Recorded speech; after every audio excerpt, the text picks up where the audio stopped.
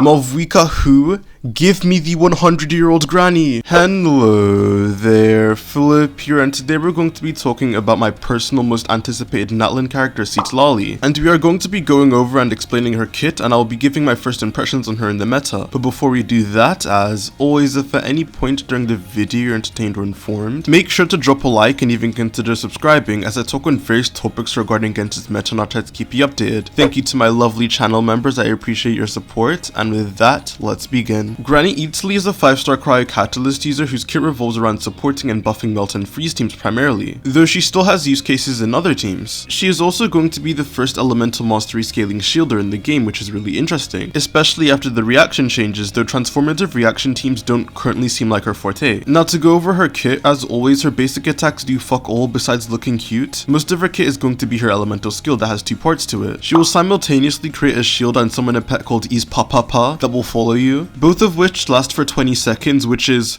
longer than I would last, and she will additionally gain 24 Night Soul points and enter a Night Soul Blessing state. I think it's semi-important to note, but she enters a Night Soul Blessing state just from her skill, so unlike a character like Auroron who needs Electrocharge teams or Natlin DPS teams to enter his, Citlali just has her Night Soul Blessing state very accessible if she's to use something like the scroll set. That isn't alter her skill though, however, as she has those Night Soul points. We don't know what her point cap is yet, but when Citlali has more than 50 Night Soul points, he's Pa will enter an enhanced state where he will continuously deal AoE cryo damage while consuming 8 Night Soul points a second, attacking every second until Citlali runs out of Night Soul points and then he fucking dies or something. For her summon to attack and enter this state, you need 50 Night Soul points, in which you gain 24 from casting her skill, and the rest you can gain through using the rest of her kit, like her Elemental Burst, which is an AoE hit of cryo damage, followed by a tracking cryo hit that will target up to 3 enemies, but if only 1 enemy is present, it does 1 follow-up hit, instead of the potential 3. Casting her Elemental Burst will immediately give you 24 more Night Soul points, and then in single target you should get 1 follow-up hit, which gets you 3 additional Night Soul points. So from the skill and burst alone you get 51, which will keep your summon on the field for 6 seconds, hitting enemies 6 times. You still have the ability to get more Night Soul points, however, through Citlali's Ascension 1 talent, that states that whenever party members trigger Melt or Freeze reactions, she will reduce the Pyro and Hydro resistance of enemies affected by the reactions for 12 seconds. Why she also doesn't reduce Cryo resistance we will never know, and even if you trigger Melt on an enemy, you will still reduce Hydro resistance and vice versa. After this occurs, she generates herself 16 in Night Soul points, which can occur every 8 seconds. Most rotations are 16 to 20 seconds long or more, so you should be able to get this twice a rotation for 32 just from this passive. And you will get even more Night Soul points from her Ascension 4 when nearby party members trigger a Night Soul Burst. And it also gives her damaging abilities a ridiculous amount of elemental mastery scaling. So overall, from her passive, skill, and burst, you will get anywhere from 87 to 95 Night Soul points, which is around 10 to 12 seconds of uptime for the hits. That is about all to her kit. She has a shield and applies very consistent cryo, being a semi-fast applicator applying once every 2 seconds. Also, to be honest, I feel like I'm lying when I say shield because she has one of the most paper shields in the game if you're not fighting a cryo enemy. It is the current weakest cryo shield in the game, even behind Diona, and just a very weak shield overall. I'm honestly more inclined to tell you to just build her with energy, crit, and elemental mastery, as whether you invest into the shield or not, it's pretty much getting broken in 1 hit. Citlali does thankfully do really solid damage for someone that can buff, and she's able to frontload a decent amount of damage through her burst, which on top of being able to use scroll and debuffing enemies still ends up making her a solid team option for quite a few characters. Also, due to her bursts directly being tied to her Night Soul point count, if you want to get consistent cryo application, you're going to have to use this every rotation. Some of her best teams are using double cryo anyways, but regardless, you should be ranging anywhere from like 140 to 180% energy recharge to burst every rotation on her. In teams where she's the only cryo unit, you're most likely going to need a Favonius on her to keep her energy requirements manageable, even with the scroll set, or you could just opt to use an energy recharge sans and use a more offensive weapon. I guess we can now just start talking about her teams, in which the most straightforward one is just slotting her on Nouvelette with Kazuha and Furina. Her damage profile or cryo application don't matter much on this team at all, so you can really just stack as much elemental mastery as possible to make her shield actually decent. And from all her buffs, this ends up being Nouvelette's best shielded team if that's something you care about. It is still worse than his Auroron or Shalodin variants, but still something worth the mention. Moving on, ironically enough, I think Citlali pairs great with another Hydra DPS.